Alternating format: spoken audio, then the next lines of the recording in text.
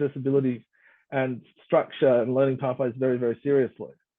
So despite the fact that our videos remain or our interactive exercises remain, what we noticed in that first couple of 4 units was that after trimester or 2, a new session will come in and just started pasting in or uploading lecture slides, or they've just kind of having blank pages with just text, which moves away from the entire flow or the kind of significant value of the production of what we did. So that was problematic, and I'll give you that one, that's for sure.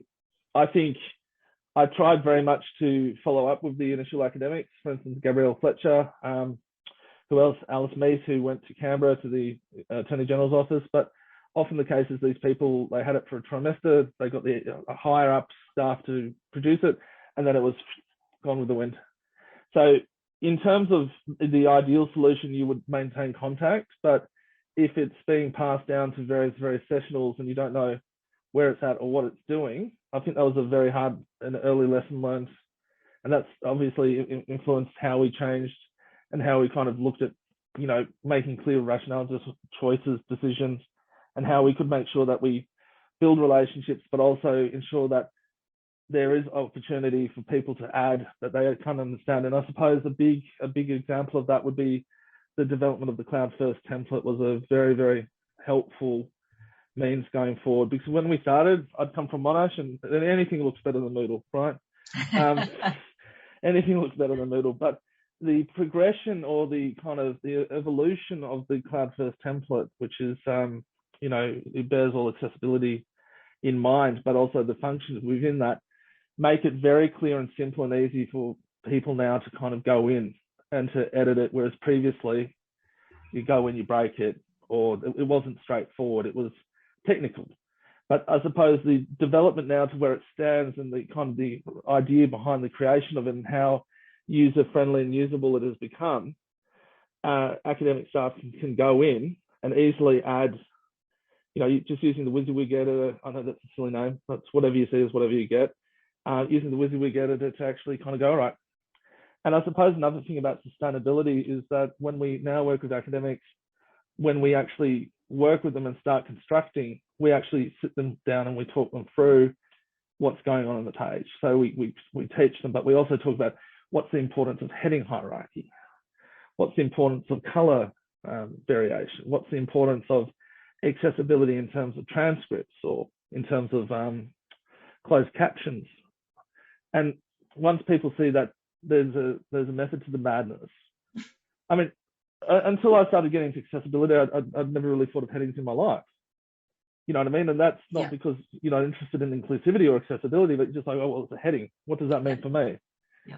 So having said that, I found that out of fear of units getting chopped to pieces and gone rogue, I think that a big element of that's been kind of contained by the template and also by the actual engagement with the academic staff. I think problematic in FutureLearn was that they provided you with docs, templates, and then it went to a build team, and that was the end of the story. And I think that was a big problem with FutureLearn as well, is that you're an academic, you know how it works.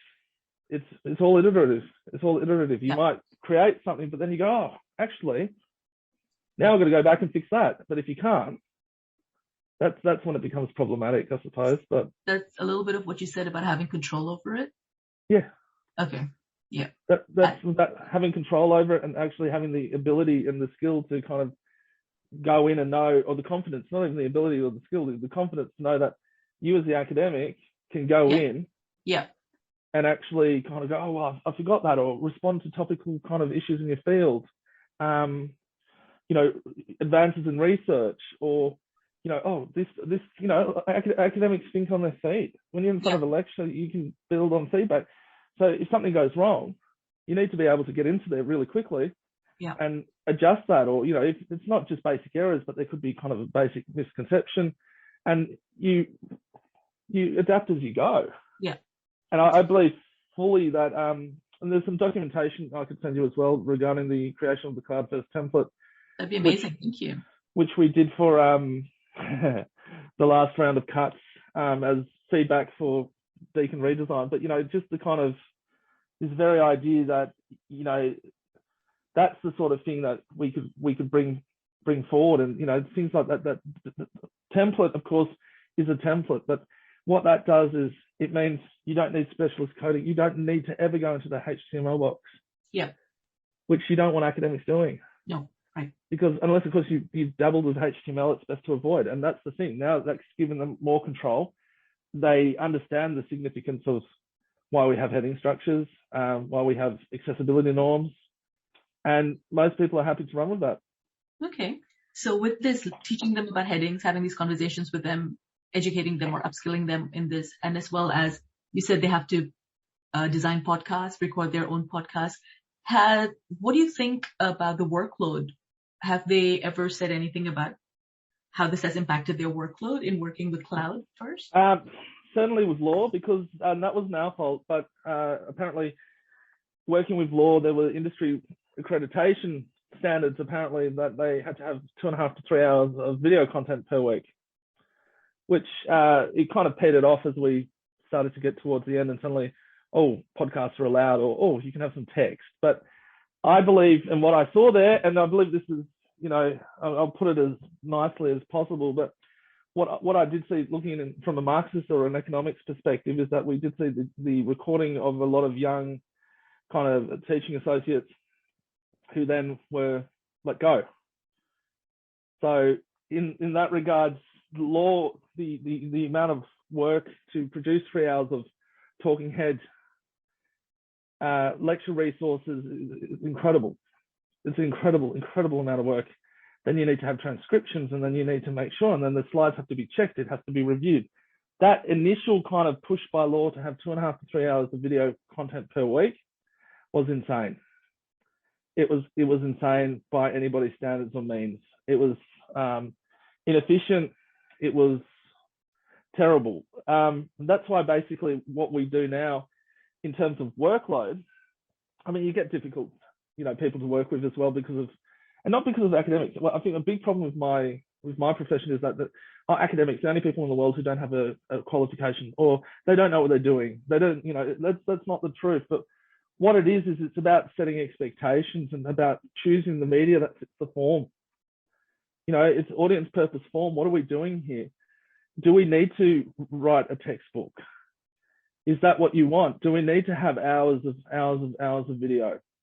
What's something that we can choose to do that means that we can have high-hitting or hard-hitting resources that then can be complemented by homebrew DIY solutions, such as, jump on Zoom, do a recording, drop it in. You know what I mean? I think I would say highly stylized video, highly styled audio engineering, highly styled anything has no place in education because of the nature of how we roll and how we kind of, it needs to be updated, it needs to be brought along.